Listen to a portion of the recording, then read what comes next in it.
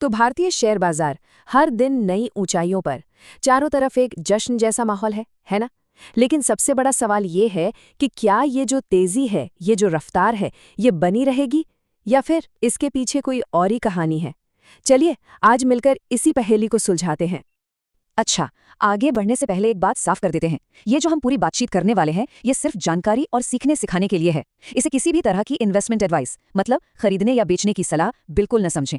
हम सेबी रजिस्टर्ड सलाहकार नहीं हैं। तो सवाल वही है जो इस वक्त सबके मन में है। निफ्टी हर दिन नए रिकॉर्ड्स बना रहा है। ऐसा लग रहा है मानो ये सूरज की तरफ उड़ता जा रहा है। पर क्या ये बहुत करीब तो नहीं उड़ रहा?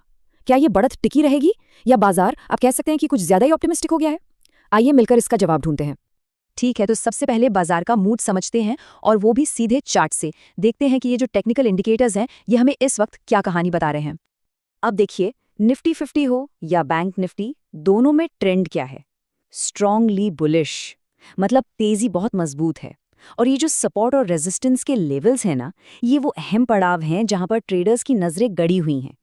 तो पहली नजर में अगर देखें तो तस्वीर तो काफी पॉजिटिव लग रही है।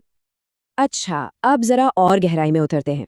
देखिए, दोनों इंडेक्स स्ट्रॉन्ग बाय का सिग्नल दे रहे हैं। एडीएक्स, जिसे हम ट्रेंड की ताकत नापने वाला मीटर कह सकते हैं, वो भी 27-28 के पास है, मतलब ट्रेंड में दम है। और आरएसआई, जो बताता है कि बाजार में तेजी की रफ्तार कितनी है, वो 60 के आसपास है। अब इसका मतलब क्या हुआ? इसका मतलब यह है कि रफ्तार तो है, पर बाजार अभी ओवरबॉट नहीं हुआ है। मतलब ऐसी स्थिति में नहीं है जहां जरूरत से ज्यादा खरीदारी हो चुकी हो। तो हो सकता है कि ऊपर जाने की गुंजाइश अभी भी बाकी हो। अब ये नंबर ध्यान से देखिए, 25,900। निफ्टी 50 के लिए ये लेवल बहुत बहुत जरूरी है। ऑप्शंस का डेटा बता रहा है कि ये एक मजबूत सपोर्ट है। मतलब ट्रेडर्स यहाँ पर दाव लगा रहे हैं कि बाजार इसके नीचे न गिरे। इसे आप कह सकते हैं कि ये तेजी करने वालों की, यानी बुल्स की पहली डिफेंस लाइन है। और बिल्कुल वैसे ही बैंक निफ्टी के सामने खड़ी है 59,000 की ये बड़ी चुनौती। ये एक तगड़ा रेजिस्टेंस लेवल है, मतलब यहाँ पर बिकवाली करने वाले हावी हैं। तो बुल्स के लिए इस दीवार को तोड़कर आगे निकलना अगला बड़ा इम्तिहान होने वाला है। तो ठीक है, टेक्निकल्स तो कह रहे हैं कि सब मजबूत है, सब बढ़िया है।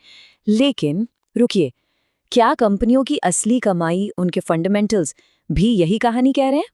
चलिए अब जरा पर्दे के पीछे झांकते हैं।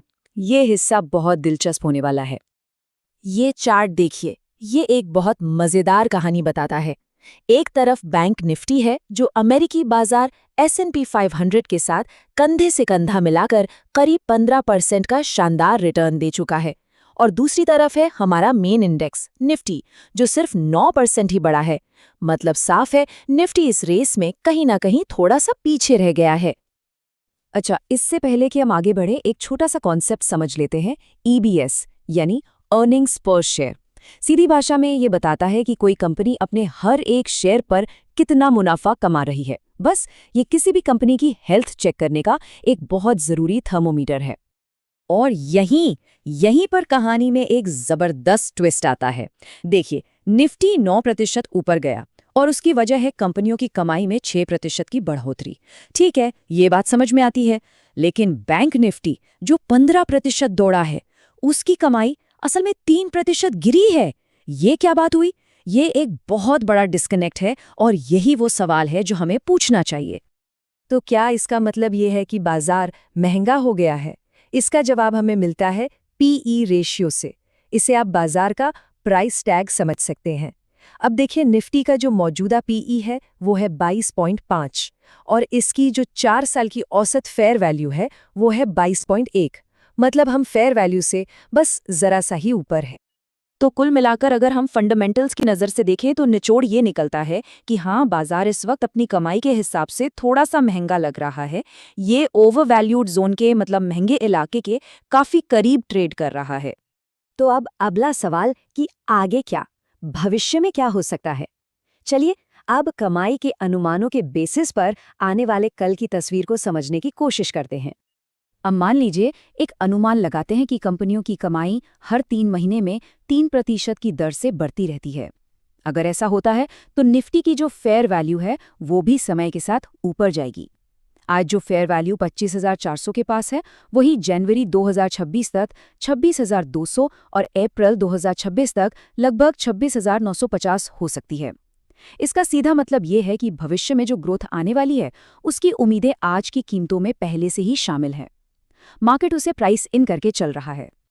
तो चलिए, अब तक हमने दो अलग अलग कहानियां सुनी, एक टेक्निकल्स की, दूसरी फंडामेंटल्स की। अब वक्त है इन दोनों धागों को एक साथ जोड़कर पूरी तस्वीर देखने का। तो इस पूरी बातचीत का सार क्या निकलता है? देखिए, 3 मुख्य बातें हैं। पहली, शॉर्ट टर्म में टेक्निकली मोमेंटम बहुत मजबूत है और तेजी का माहौल है। दूसरी बात, लॉन्ग टर्म के नज़रिए से देखें तो फंडामेंटल्स के हिसाब से बाजार थोड़ा महंगा है। और तीसरी, जो कि सबसे ज़रूरी बात है, बाजार आगे कहाँ जाएगा ये पूरी तरह इस बात पर टिका है कि कंपनियों की कमाई उम्मीद के मुताबिक बढ़ती है या नहीं। सब कुछ अर्निंग्स ग्रोथ पर आकर टिक जाता है। तो आखिर में एक सवाल, बाजार की कहानी को दो लोग सुना रहे हैं। एक है शॉर्ट टर्म मोमेंटम जो तेज रफ्तार की बात करता है, और दूसरा है लॉन्ग टर्म वैल्यू जो मजबूत नींव की बात करता है। अब सवाल ये है कि हम किसकी कहानी सुन रहे हैं? उम्मीद है इस पूरी चर्चा से बाजार को देखने का एक नया नजरिया मिला होगा। अगर आपको ये विश्लेषण पसंद आया तो इसे लाइक जरूर करें और ऐसे ही और भी जानकारी के लिए हमारे चैनल को सब्सक्राइब करना ना भूलें। जुड़ने के लिए बहुत बहुत धन्यवाद।